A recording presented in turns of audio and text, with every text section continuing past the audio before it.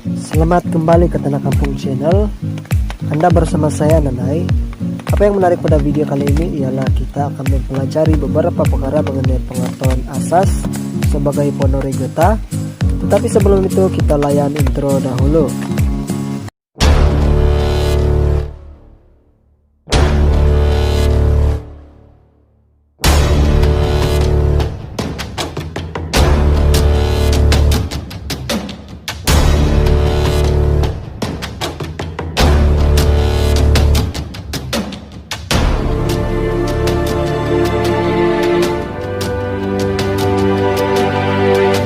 Es fällt Schnee bis in die Niederungen, örtlich besteht Glatteisgefahr. Memandangkan kita sedang berada dalam perintah kawalan pergerakan, saya percaya kita semua sedang menghadapi krisis keuangan akibat pandemik COVID-19 ini, di mana ramai di antara kita yang kehilangan pekerjaan. Dan di sini saya ingin mencadangkan kepada Anda satu pekerjaan, dan pekerjaan yang saya maksudkan ini ialah menari getah. Karena pekerjaan inilah yang paling selamat daripada risiko jangkitan pandemik COVID-19. Sebab kenapa? Sebab pekerjaan ini tidak terdedah dengan orang ramai. Walaupun pendapatannya hanya sedikit, tetapi buat masa ini, kerja inilah yang paling selamat. Jadi bagi Anda yang sedang belajar menari getah dan ingin menari getah, Anda perlu tahu beberapa pengetahuan asas tentang menari getah. Yang pertama sekali, berapakah umur pokok getah yang sesuai untuk ditore? Umur pokok getah yang sesuai untuk ditore adalah pokok getah yang berusia 7 tahun ke atas. Tetapi itu pun mengikut size pokoknya juga, sebab ada pokok getah yang umurnya sudah mencapai 7 tahun, tetapi size pokoknya masih terlalu kecil, jadi kulitnya masih terlalu tipis, belum boleh ditore, sebab kalau ditore juga pokoknya akan rusak. Dan yang kedua, berapakah size pokok getah yang sesuai untuk ditore? Size yang paling sesuai adalah 18 inci per bulat ke atas. Yang ketiga, berapakah ukuran tinggi pelan yang paling sesuai? Soal berapa tinggi pelannya itu terpulang kepada keselesaan kita masing-masing. Tetapi kalau mengikut saranan yang Leagues berikan, ketinggiannya adalah 5 kaki, di mana Leagues menyarankan bahwa 5 kaki adalah untuk jangka masa 5 tahun, 1 kaki untuk 1 tahun. Tapi itu pun terpulang kepada bagaimana ketebalan torehan kita masing-masing, sebab ketebalan torehan kita adalah tidak sama. Dan bagi saya sendiri, 5 kaki itu tidak sampai pun 5 tahun, mungkin 3 tahun sahaja. Tetapi walau bagaimanapun saranan Leagues ini penting juga, sebab kulit sebatang pokok getah ini hanya ditore separuh pokok saja. Maksud saya, jika size pokok getah tersebut adalah 20 inci, kita hanya buat pelan sepanjang 10 inci saja, dan bila kulit sudah habis ditore selama 5 tahun, barulah pelan akan dipindahkan ke bagian kulit yang belum ditore. Dan untuk pengetahuan Anda semua, mengapa Leagues menyarankan cara kerja seperti ini? Karena proses pemulihan kulit yang telah ditore mengambil masa 5 tahun untuk pulih seperti kulit asalnya. Yang keempat, musim apakah yang sesuai untuk menore? Musim yang sesuai untuk menore adalah musim yang bukan musim kemarau dan bukan juga musim hujan. Yang kelima, musim apakah yang tidak sesuai untuk menore? Musim yang tidak sesuai untuk menore adalah musim daun luruh, musim hujan, dan musim kemarau. Sebab kenapa? Jika kita menore musim daun luruh dan musim kemarau, kuantiti susu akan berkurang.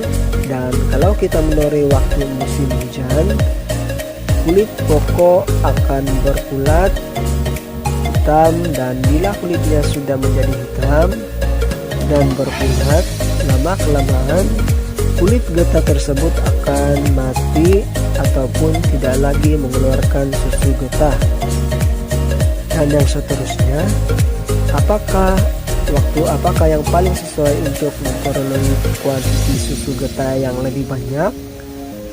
Menurut pengalaman saya sendiri, biasanya kuantiti susu yang paling banyak yang pernah saya perolehi adalah menoreh waktu subuh. Mungkin Anda tertanya-tanya mengapa menoreh waktu subuh kuantiti susunya lebih banyak daripada menoreh waktu siang. Sebab cuaca waktu subuh sejuk, dan untuk pengetahuan kita semua, cuaca akan mempengaruhi kuantiti susu getah. Tetapi jika kita ikut dari segi kesehatan, menoreh waktu malam dan subuh ini tidaklah baik untuk kesehatan. Sebab kenapa? Sebab waktu malam dan subuh adalah masa kita untuk tidur dan badan kita perlu rehat yang cukup. Jadi kalau boleh, menorehlah pada waktu pagi. Dan yang seterusnya adalah mengenai produk perawat ataupun penggalak seperti Vitex, Gurapon, dan juga produk-produk yang lain. Apakah kebaikan dan keburukan penggalak? Kebaikannya adalah produk ini akan membantu merawat kulit getah dan meningkatkan kuantiti susu getah. Keburukannya pula adalah juga produk ini digunakan secara berlebihan, tidak mengikuti sarana yang telah diberikan dan digunakan secara berterusan.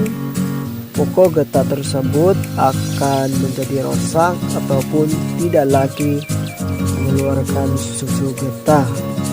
Jadi kita kena hati-hati guna penggalak ini, dan kalau boleh tidak perlu pakai perawat ataupun penggalak ini supaya penghasilan kebun getah kita akan terus berterusan. Dan ada satu kata pepatah, lebih baik sedikit penghasilannya daripada penghasilannya banyak tetapi hanya sementara saja, lalu pokok getahnya tidak lagi mengeluarkan hasilnya.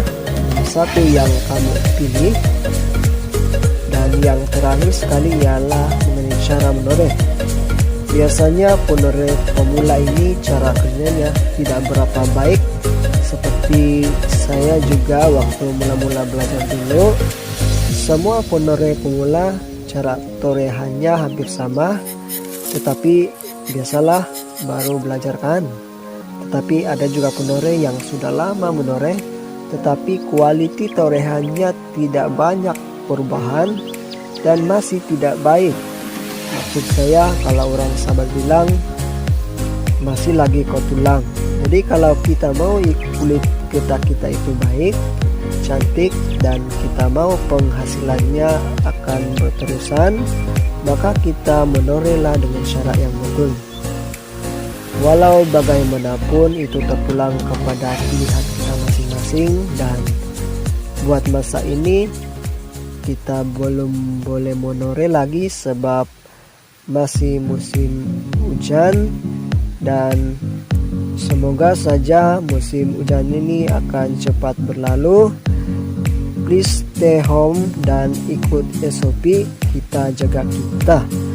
Saya rasa sampai di sini saja perkongsian kita pada kali ini. Terima kasih karena Anda sudah menonton video ini, dan terima kasih juga buat semua subscriber saya sebab sentiasa menyokong saya. Dan bagi yang menonton tapi belum subscribe, silakan di subscribe dan tekan button loncengnya supaya Anda boleh mengetahui jika ada video terbaru dari channel ini. Jumpa lagi.